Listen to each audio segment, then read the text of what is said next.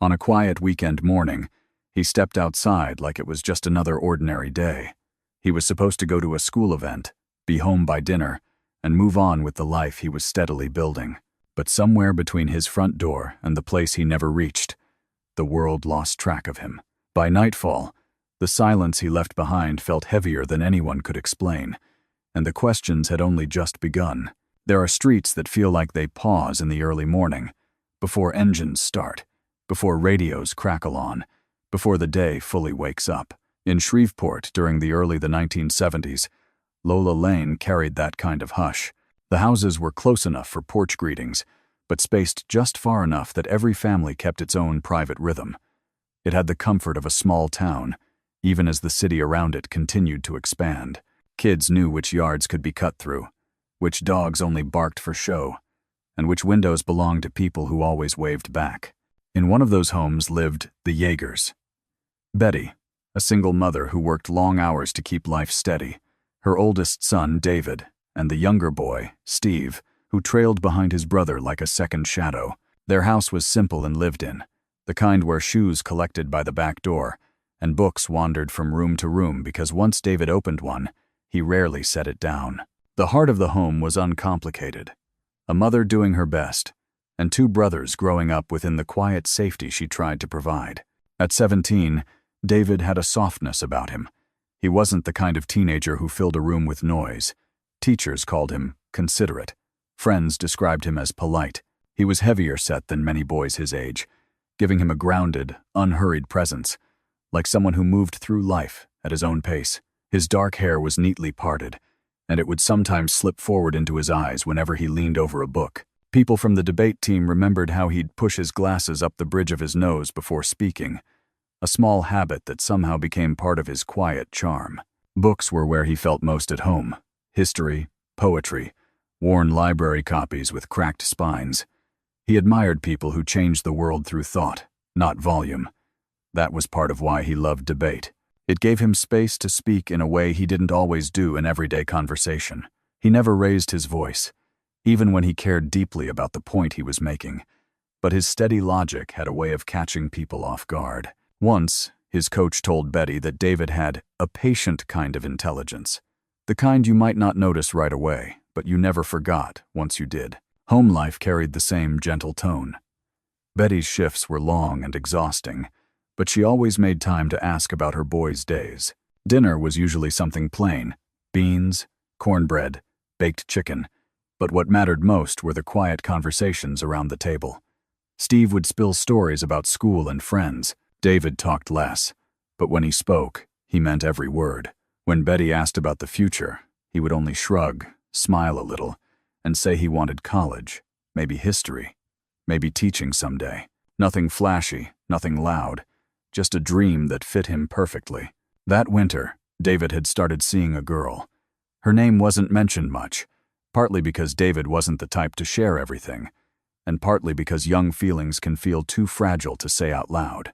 Still, Steve noticed the way David lingered by the phone longer than he used to, and Betty noticed the lightness in her son's step after certain nights.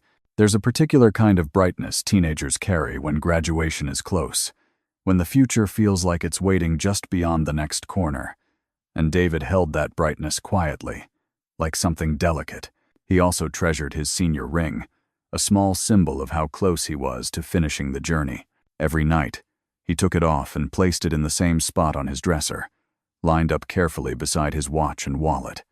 It wasn't expensive, but it mattered to him. It meant he'd made it this far. It meant he was almost there. The Friday night before the debate tournament at Centenary College passed without anything worth noting, at least, not in the moment. David spent part of the evening going over his notes, but not obsessively. He chose an off-white shirt and dark pants, and draped them over the chair in his room. He told his mother good night earlier than usual, saying he wanted to be rested for the next day. It was the kind of ordinary detail families only hold on to later, not because it seemed strange, but because it became the last normal memory of a boy preparing for something he cared about. Morning arrived gently. Sunlight slipped through the curtains, and dust floated in slow, lazy spirals. David got up quietly, washed his face, combed his hair, and checked himself in the hallway mirror. He practiced a quick smile, the kind he'd give when someone wished him luck. He didn't look nervous, he looked ready. And more than that, he looked pleased to be heading towards something that mattered. When he reached the front door, Steve was awake enough to notice. From the living room, he watched his brother adjust the strap on his folder and slide a pencil into his pocket. David told him he was leaving for the tournament, then added one simple reassurance. "Don't worry about how I'll get there." It didn't sound unusual. Teenagers caught rides all the time back then, and David had always been sensible. Steve watched him walk down the short path toward the street, sunlight catching across the back of his shirt. Nothing about the moment felt important. Nothing hinted it would be the last time he would see his brother. It was just a calm Saturday morning, ordinary, forgettable, until life shattered the routine and forced it into memory forever. David continued down Lola Lane with the steady confidence of someone who fully expected to come home later that day. For most of that Saturday, nothing felt wrong inside the small house on Lola Lane. Betty went to work with the comforting thought that her oldest son was spending the day at a college event that might shape his future. She liked imagining him walking between tall brick buildings, sitting in rooms filled with students who loved thinking and speaking as much as he did. The Centenary tournament felt like one more small step toward the life she hoped he would build. At home, the hours moved along in familiar ways. Steve drifted between the television and homework, wandered into the kitchen for snacks, and caught himself checking the clock once or twice without knowing why. David being gone didn't seem strange. Debate tournaments could run all day, especially with teams coming in from other places. And besides, David had told him not to worry about the ride. Afternoon light slid slowly across the floor. Outside, neighbors mowed lawns and washed cars. Across town, church groups prepared for Sunday. Shreveport moved through its weekend in the steady rhythm it always had. And inside that rhythm, one family's day still looked normal from the outside. It wasn't until evening began to settle over the street that something in Steve shifted. The house sounded different when all three of them were home. The soft clink of dishes when Betty cooked, the low hum of the radio, David's footsteps in the hallway when he went for another glass of water or grabbed another book. Now, as lamps clicked on one by one, there was an emptiness in the silence that Steve couldn't quite put into words. Betty came home tired, but hopeful. She set down her bag, slipped off her shoes, and called out, "David?" Her voice drifted through the rooms and disappeared into the quiet. She called again, still calm. When there was no answer, she glanced at the clock. It was later than she expected, but not late enough to panic. Maybe the final rounds ran long. Maybe he stayed afterward to talk with friends. Mothers worry by instinct, but Betty had also learned not to let fear run ahead of facts. She looked at Steve. "Did he call?" Steve shook his head. "No, Ma. He said he'd be back later." They ate dinner with just the two of them. Without thinking, Betty left an extra plate on the table. At first, they talked about small things. Someone from church, something on TV, a story Steve heard at school. But every few minutes, one of them would stop, listening for a sound that never came. The front door opening, footsteps in the hallway, David's voice saying, "Sorry, I'm late." "Will." As the clock hands crept forward, the conversation faded. Steve kept looking toward the window. Outside, streetlights flickered on one by one. The world beyond their yard settled into its nighttime version of normal. Inside, normal felt farther away with every passing minute. Finally, Betty pushed her chair back and reached for the phone. She called the places that made the most sense.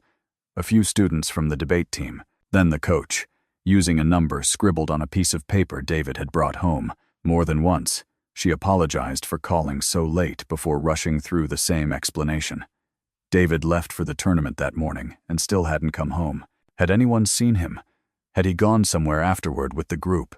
The answers didn't set off immediate alarms, but they didn't ease her mind either. One student remembered the tournament being packed, full of unfamiliar faces. The coach sounded tired and unsure. Yes, there were rounds all day. Yes, it was easy to lose track of people in the chaos. No, he couldn't clearly remember seeing David. But that didn't necessarily mean anything. People arrived late. People left early. In a crowded event, details disappear. When Betty hung up, the worry in her chest felt heavier, more real. She walked to David's room and knocked. even though she already knew it would be empty. The room was simple, the bed neatly made, books on the shelf, a few posters, notebooks stacked on the desk. She stepped inside and looked around, still not entirely sure what she was searching for. On top of the dresser sat the small cluster of things that never left the house: David's watch, his wallet, and the senior ring he valued so deeply. The ring caught her attention immediately.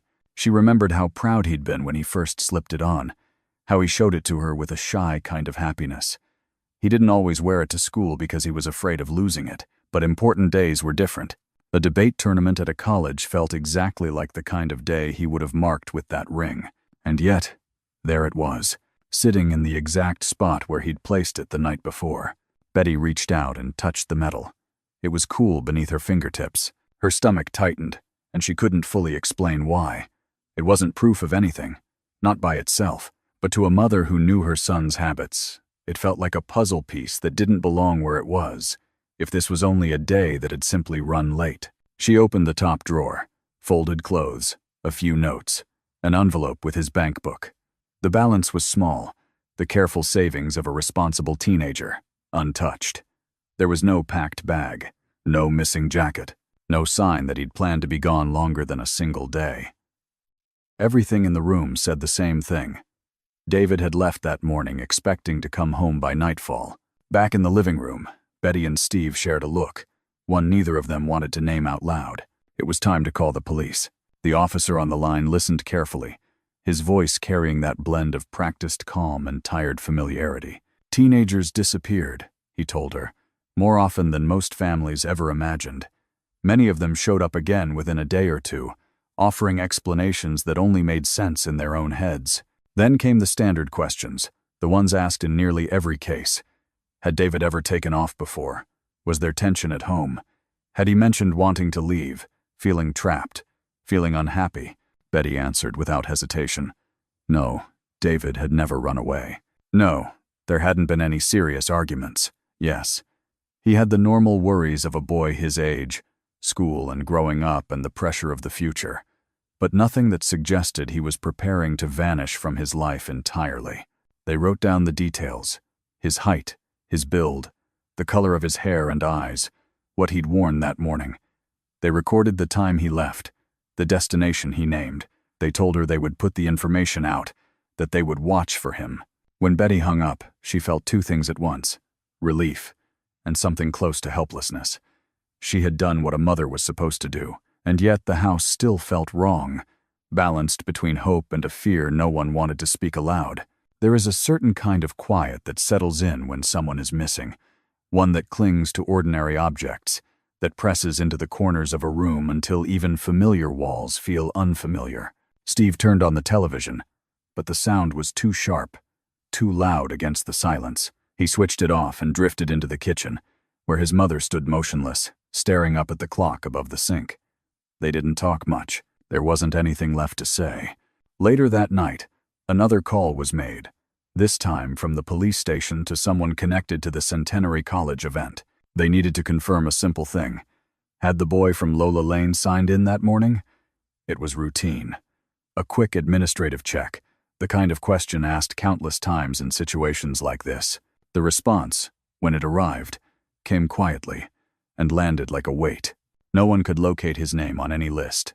No one could say they remembered seeing him arrive. As far as the tournament paperwork was concerned, David Claude Yeager had never been on campus that day. Somewhere between his front door and the college 8 miles away, his presence simply dissolved, like the road itself had swallowed him whole. And if he never reached the place he said he was going, then where, exactly, did he go? In the days after David vanished, the neighborhood shifted in ways that were almost too subtle to notice at first. Conversations stalled when Betty passed by. Curtains moved. Voices dropped lower, not out of cruelty, but out of discomfort, the kind that comes from not knowing what words are safe around a mother searching for her child. Lola Lane had always been a street where news traveled fast, but the kind of news moving from porch to porch now felt heavier than anything the neighborhood had carried before. Betty tried to anchor herself to facts, but facts were scarce. Each hour brought another question, and each question opened a new door into doubt. She repeated the same pieces of certainty again and again. David left around 8. He said he was going to the debate tournament. He should have been home by evening. That was all she truly had.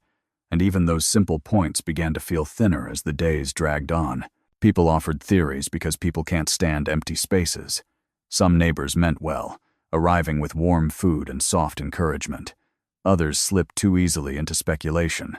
A woman mentioned at the grocery store that she'd seen David walking alone a lot, as if that meant something secret. A man who hardly knew him insisted the boy had seemed distracted weeks earlier. They were flimsy observations, the kind that fall apart when examined closely. But in moments like these, even the smallest comment can take root and grow. Within a week, the whispers had moved beyond Lola Lane. At church, someone wondered if David simply needed time away. In a downtown barber shop, someone said, "Boys that age disappear sometimes." The words sat uneasily in Betty's mind when she heard them repeated. It didn't sound like her son, but rumors have a way of turning themselves into possibilities when the truth refuses to show its face. The hardest one to hear, the one that cut deepest, was the suggestion that David had left by choice, that he had decided to disappear on purpose. The idea hit Betty and Steve like cold water. It erased everything they knew about him. The careful way he saved money, the excitement he carried toward graduation, the responsibility he showed at home every day. But the rumor survived because it offered something people wanted, an explanation that felt simple. Then came something even crueler, suspicion that turned inward, toward the people closest to him. A few voices hinted that maybe something at home had pushed him away, even though it hadn't. Someone claimed they'd heard raised voices one night, though Betty knew it must have been the television. Someone else shrugged and said teenagers always fight with their parents about rules. Theories floated through the neighborhood like loose threads, catching where they didn't belong. Even Steve began to notice the weight of sideways looks. He was still young, but he understood when adults spoke gently out of something more than sympathy. One whisper reached him, quiet, sharp, and chilling in its simplicity. Maybe the boy just didn't want to be found. Steve knew that wasn't true. He held on to the memory of David's voice that morning, steady, uncomplicated. There had been no darkness in those words. Among all the speculation, one rumor grew louder than the rest. It centered on a neighbor who often talked with David after school. An older man, friendly, usually seen tending his garden or fixing something on his porch. He had once loaned David a history book.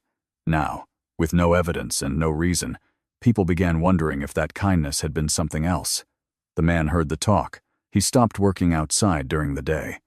He avoided meeting anyone's eyes, not because he was guilty, because rumor has a way of shrinking a person, trapping them behind a wall they never built. Betty saw him one afternoon.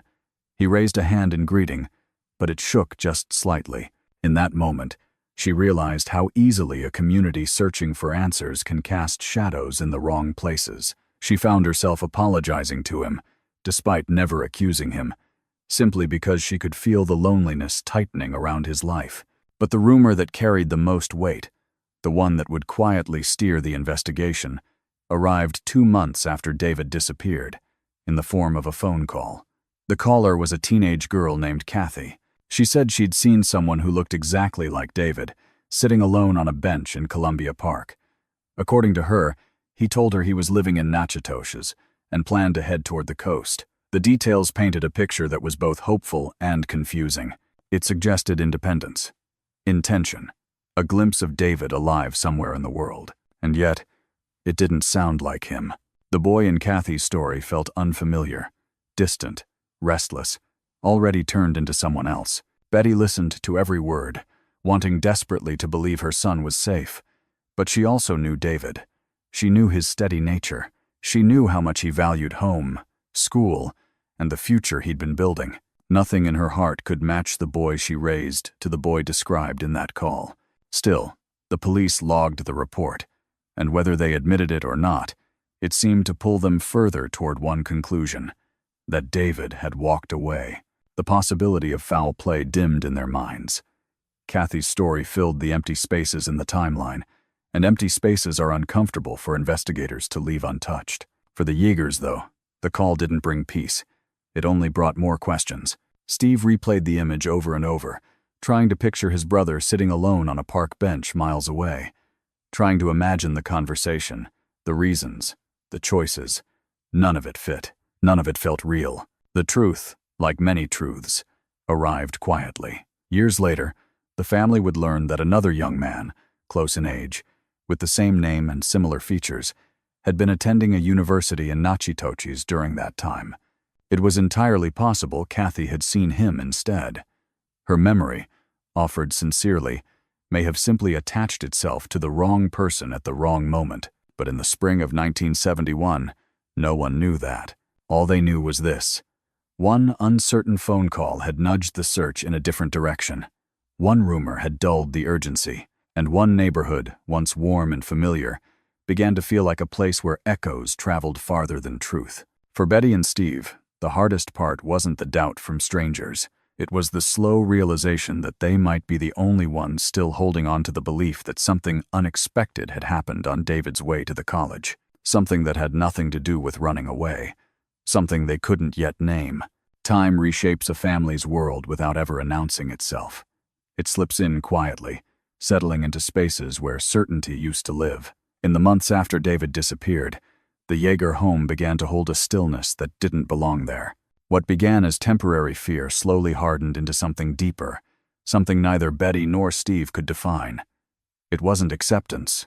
It wasn't clarity. It was simply the beginning of waiting. That first season passed with people still checking in. Neighbors knocked softly with casseroles and handwritten notes. Church friends came by to pray. Teachers from David's school wrote letters filled with memories of his kindness. For a while, those gestures formed a fragile safety net, proof that the community cared. But weeks turned into months, and visits grew less frequent. Not because people stopped caring, but because life pulls everyone back into routine. The world keeps moving even when something precious has fallen out of place. Conversations that once started with, "Have they heard anything?" slowly shifted to other topics. Even the kindest neighbors ran out of words. Inside the Yeager house, though, nothing returned to normal. Each day carried the shadow of the last, and David's absence shaped everything. His room stayed almost exactly as he left it, not because they were afraid to touch it, but because nothing there needed changing. His books remained lined up in quiet rows. The watch on his dresser stayed where he'd last placed it.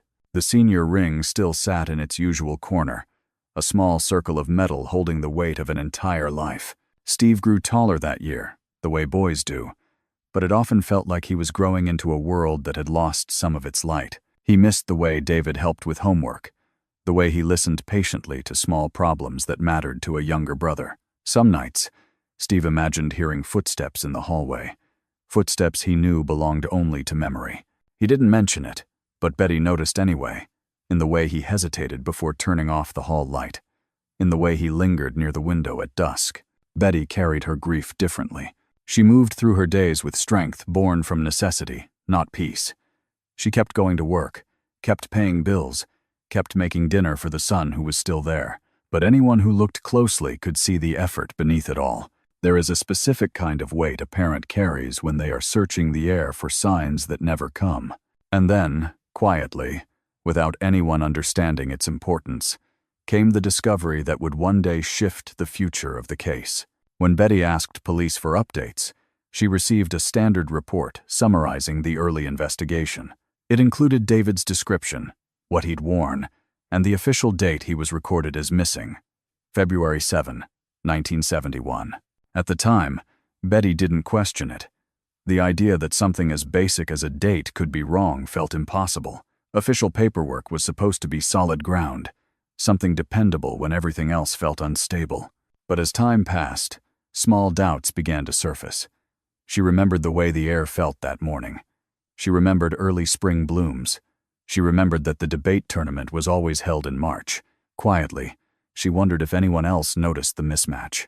But she didn't have the energy to fight it. When you're struggling to stay afloat, you don't always have room to study the water. And the years kept coming.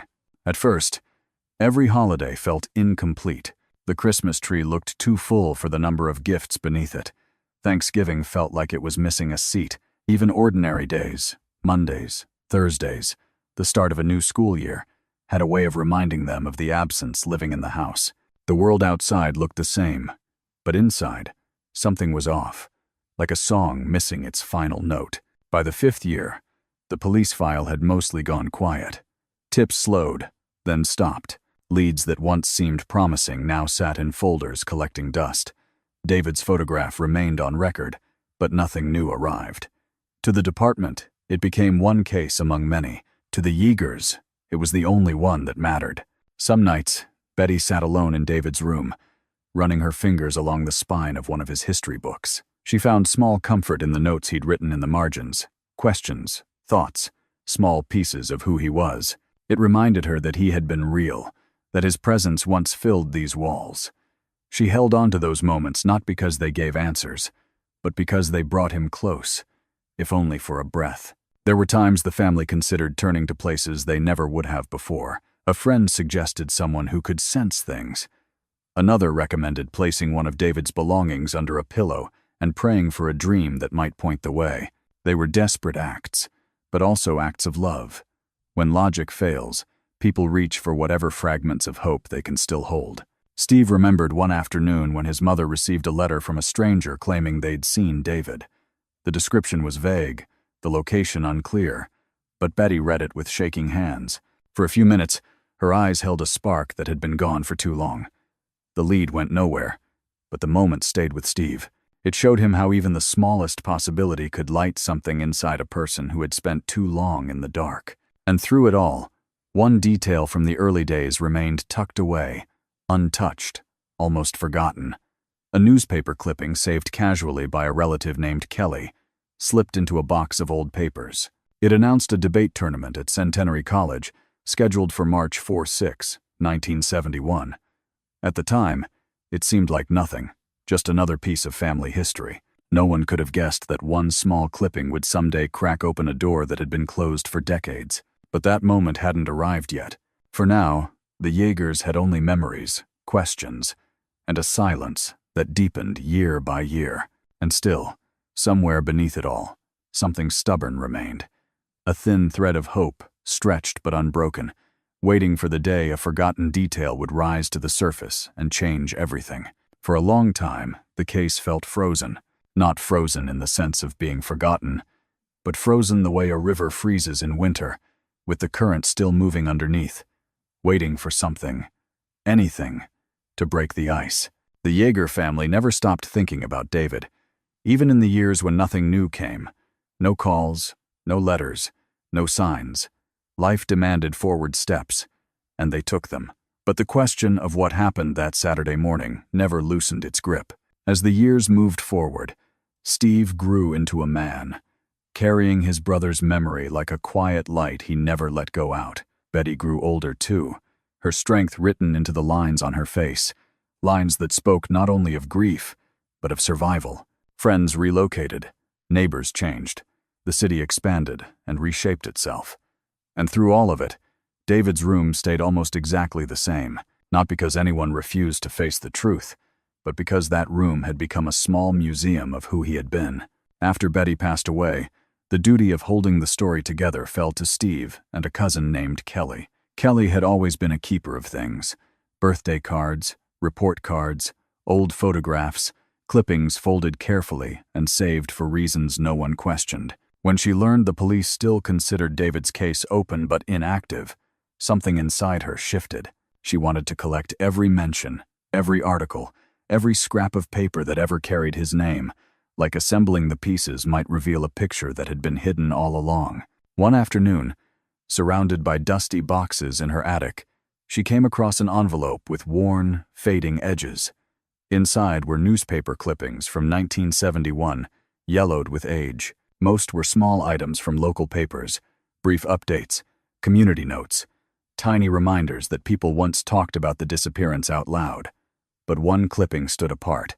It was a notice from the Shreveport Journal announcing the Centenary College forensic tournament, scheduled for March 4-6, 1971. The article listed events, speakers, and the number of students expected to attend. Kelly stopped. March. She read the line again, slowly, just to be sure. There was no question about it. A memory rose up in her mind, gradual and certain. The debate tournament had always been held in March. She remembered hearing Betty mention it years ago, speaking casually about the spring-like weather that morning. And yet the official police report had always listed David's disappearance as February 7, 1971. It had stayed that way for decades, untouched and unquestioned. Kelly pulled out the photocopy of the police document she had requested long ago. She stared at the date. February 7, typed cleanly, firm, and final.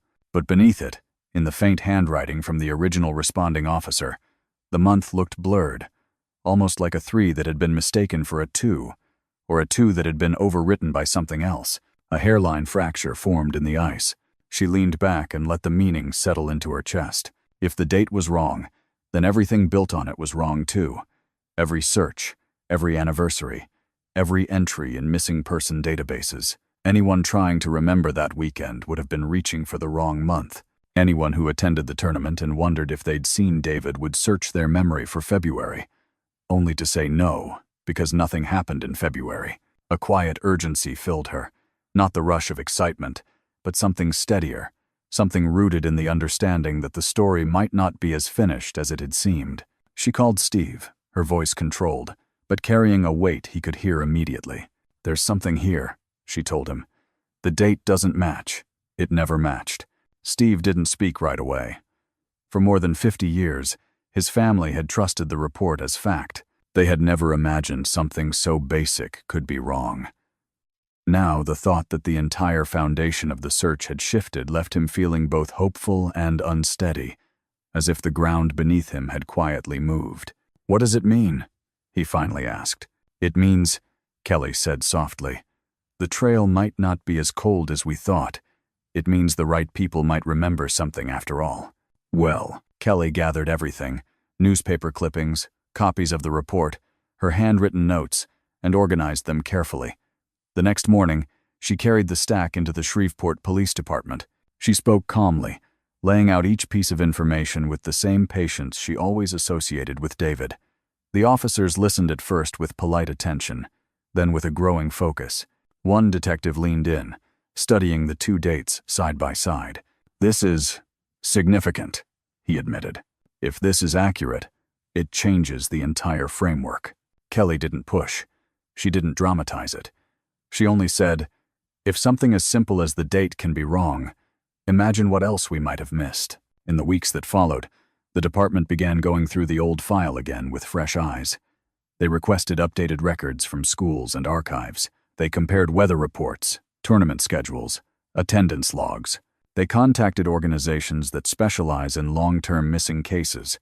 And slowly, like ice loosening along the edge of a river, the investigation began to move again. For the first time in years, Steve felt something that resembled hope. Not the sharp, overwhelming kind that hurts to hold on to, but a quieter hope, a patient one, the kind that grows from believing the past might still have something left to give. While sorting through more boxes at home, Steve found an old certificate from David's debate team, signed only weeks before the tournament. He held it in his hands for a long moment, remembering the quiet pride his brother carried.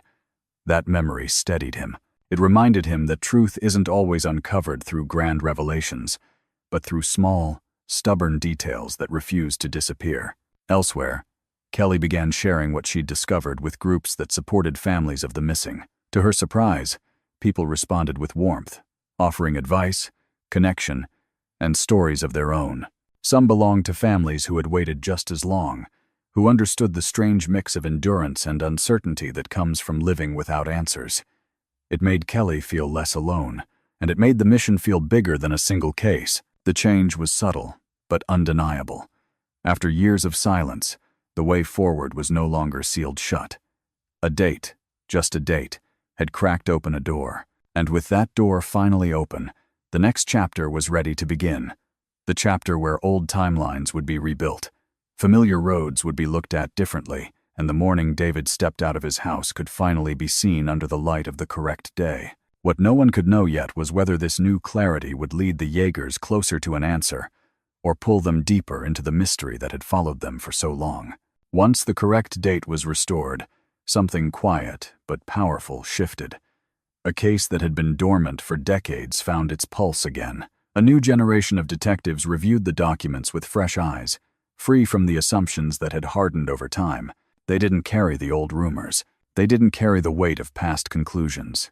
To them, it wasn't a faded story. It was a question that required patience and careful attention. The renewed interest pulled Steve back into conversations he never expected to have again. He spoke about his brother with warmth, describing the quiet boy with the steady gaze, the one who preferred learning to noise. And the more Steve talked, the more the case began to feel like something more than paperwork and timelines. It became, once again, the story of a young man who left home with purpose and promise. Detectives began by rebuilding the morning of March 6, 1971, not through suspicion or rumor, but through simple clarity. They knew the house on Lola Lane. They knew the time, around 8 in the morning. They knew the clothes, an off-white shirt, dark pants. They knew the destination, Centenary College, and they knew the distance, 8 miles that could be covered in many ways in 1971. Walking the entire route would have taken well over 2 hours. It wasn't impossible, especially for someone who moved at his own pace, but it wasn't the easiest option either. The more likely explanation involved a ride, planned or unplanned. Hitchhiking was common back then. Teenagers did it without much thought, lifting a hand as cars passed until someone they recognized, or thought they recognized, pulled over. Detectives stood along Mansfield Road and tried to picture the traffic as it would have looked more than 50 years earlier. Work trucks heading out, families running errands, college students driving toward Centenary. A lone teenager with a folder under his arm wouldn't have stood out. He would have blended into the flow of the morning, invisible to most. Rewalking the route brought a kind of clarity that had been missing for years. It made the mystery feel smaller and larger at the same time. Smaller, because the distance was ordinary. Larger, because it was almost unbelievable that such a short trip could hold so many unknowns. Maps were unfolded. Old aerial photographs were studied. There had been open fields back then, wooded pockets, small businesses that no longer existed, stretches of road that looked completely different now. Officers considered each detail without rushing, mindful of the way time changes landscapes. A disappearance isn't only about the moment someone is last seen, it's also about the places that remain long after memories fade. Detectives reached out to anyone who might still remember that weekend in 1971. Former students, teachers, neighbors, volunteers. Many were now in their 70s or 80s, and their memories came in fragments, small flashes of sound, color, fleeting impressions. Some remembered how crowded Centenary felt that day, but couldn't say if they saw David. One person recalled a student waiting near a curb for a ride home, though the description didn't quite fit. Every detail mattered, but none offered certainty. Still, something in the air around the case warmed. People who thought the story ended long ago began thinking about it again, letting old memories surface. One man recalled that teenagers often took rides from the same few drivers who passed through every morning. A woman remembered a section of road that felt strangely quiet that spring. None of it solved anything, but it added texture to the picture. As the case reopened, reporters returned to it as well. They approached carefully, aware the family had carried this question for most of their lives. One journalist walked the route with Steve, step by step. They stood where David might have waited to cross. They stopped at the bus stop that existed back then but was gone now. They paused near a quiet corner by an old grocery store where students once gathered for rides. Steve spoke softly that day, not because he lacked strength, but because the past often demands quiet voices. He said the hardest part wasn't the distance. It was trying to imagine what his brother saw that morning. Houses that looked different, stores that had vanished, the smell of early spring in the air, the simple certainty that he'd be home for dinner. With that perspective, detectives revisited every possibility. A roadside accident that went unnoticed, a driver offering a ride, someone recognizing David, or thinking they did. They didn't focus on evil intentions. They focused on circumstance, on the small moments that can change a life without warning. Sometimes misfortune doesn't arrive loudly. Sometimes it moves quietly, leaving only questions behind. They also considered people living near the route, classmates, church acquaintances, workers at local shops. No one stood out as suspicious in the usual sense, But investigators carefully explored whether someone familiar might have offered David a ride that morning, someone he trusted just enough to step closer without hesitation. Each new possibility reminded Steve that the search wasn't frozen anymore. The case had shifted from a dusty file into something living again. Even without answers, the act of searching brought him a strange kind of peace. After so many years of silence, simply knowing people still cared felt like sunlight on stone. One afternoon, a detective showed Steve a map comparing the original timeline to the corrected one. The change looked small, just 1 month, but against the Centenary tournament schedule, it felt like a lock finally turning. The detective tapped a stretch of road and said, if he got a ride anywhere along here, it could explain why no one ever saw him near the campus. It was a simple thought, but it carried weight. Sometimes the turning point isn't dramatic. Sometimes it's subtle, a missed turn, a moment of trust, a car slowing down at exactly the wrong second. And that possibility sat heavily in the air. For the first time in a long time, the investigation didn't feel like shouting into an empty space. It felt like walking a path David had walked first, unaware of how many years would pass before others tried to follow it. The truth was still out of reach, but it no longer felt erased. It felt close, waiting for someone, somewhere, to remember one missing piece and place it where it belonged. The Yeagers had learned how to live with gaps, but now they sensed that somewhere along those 8 miles, something might still be waiting to be found. After more than 50 years, David Claude Yeager's story no longer lived only in old reports and fading memories. It lived in people, those who knew him, those who learned about him later, and those who simply believed a young man should not disappear into silence. The reopening of the investigation stirred something gentle across Shreveport. Not loud, not dramatic, just steady, like ripples spreading from a single stone dropped into still water. For Steve, now in his 60s, the shift brought gratitude and caution. He had learned long ago that hope had to be handled carefully, but he also knew hope was necessary. Not the kind that demands answers immediately, but the kind that lets you breathe a little easier. Every call from detectives, every update from Kelly, every message from someone who remembered something small felt like a steady hand on his shoulder. Kelly, meanwhile, became a quiet advocate. What began as personal determination turned into conversations with support groups, missing person organizations, and others carrying stories like hers. She didn't speak with drama, only honesty. She explained how one overlooked date had changed the direction of a case, and her persistence encouraged others, especially families who felt lost inside their own unanswered questions. At one meeting, a woman told her, "Hearing your story makes me think my brother's case might have something missing too." Kelly didn't promise miracles. She only offered encouragement. She had learned that sometimes the most meaningful thing you can do is listen and stand beside someone who feels alone. As the investigation continued, detectives weren't just reviewing documents. They were absorbing the emotional weight of the case. One officer admitted he felt like he had come to know David, even without ever meeting him. Another spoke about the responsibility of carrying a story that had traveled across generations. They studied maps again, reached out to older residents, and rechecked places that hadn't been considered since the early 1970s. Nothing definitive surfaced yet, but that didn't erase the progress. The process itself brought comfort, like the city had quietly agreed that remembering mattered. Even people who had never known David began repeating his story, hoping it might spark a memory in someone who had been in the right place, at the right time, all those years ago. There were days Steve walked the route again, tracing streets his brother once moved through. He didn't expect sudden answers. Instead, he found meaning in standing where David might have stood, in feeling the air, hearing the sounds, watching life continue. Those walks weren't about solving the mystery. They were about connection, about honoring a life that had shaped his own. He stopped once at a familiar corner near Mansfield Road, where teenagers used to wait for rides back then. He closed his eyes and imagined the spring sunlight, the warmth in the air, the sound of cars approaching and fading away. He pictured David standing there, hopeful, unaware. The image hurt, but it also steadied him. It reminded him that his brother hadn't vanished into nothing. His story was tied to real places, real steps, real moments. The community began adding small acts of remembrance. A retired teacher shared stories about David at a local gathering.